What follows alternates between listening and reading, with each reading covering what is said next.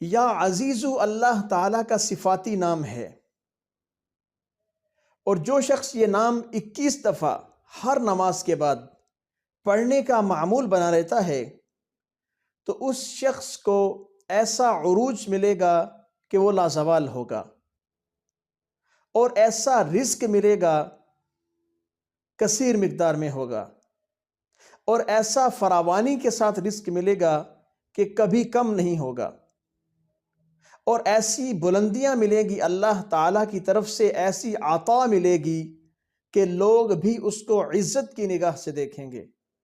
اگر کوئی شخص اس کو 1 روپے کا بھی فائدہ دے رہا ہے تو وہ بھی اس کو عزت سے دے گا۔ تو یہ